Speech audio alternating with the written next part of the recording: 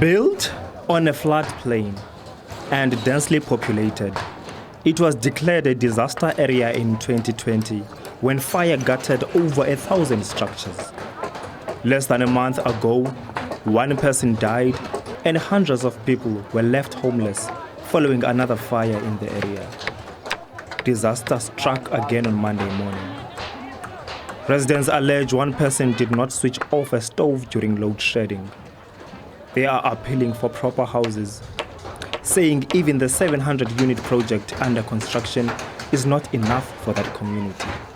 Building the permanent houses for the people, it will be a permanent solution. Permanent houses, brick houses, because if we're still living in these shacks, these fires are still going to go on and on. 2 firefighters are recovering in hospital after they were injured during the firefighting efforts. The city of Cape Town says it is looking into the housing matter. Where we are standing, there's water because we are actually inside a wetland right here.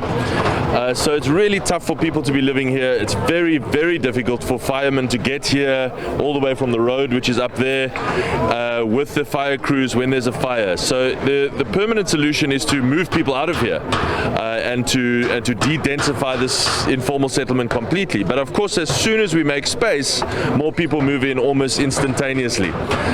So it is a really, really tough conundrum to know what the permanent solution is.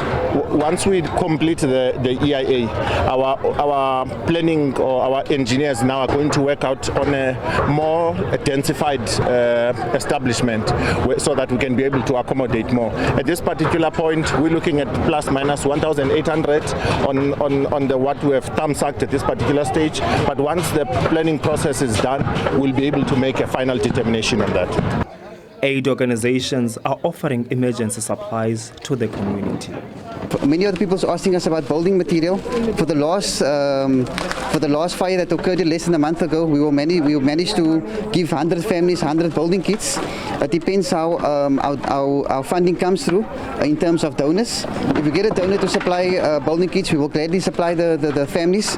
Authorities have advised residents on what to do in case of an emergency. Some of the basics would include what we encourage people to do is get to have a go bag with all their personal documents and their ID and their important medication, so that they can immediately pick the bag up and they can leave. But what we tell people is, first of all, take your own personal safety first. Don't go back into the structure to get your things, because you know things can always be replaced, but your life can never be replaced. So that kind of thing. The other thing that we do is during load shedding, we just urge people to turn their appliances off, not to forget about it, and then when the power comes back on, maybe they went out, and then what happens is that the stove catches fire. The city says the SPCA is providing care to 6 dogs that sustained burn wounds. There were no other injuries reported. Thule Joga, SABC News, Masiphumelele.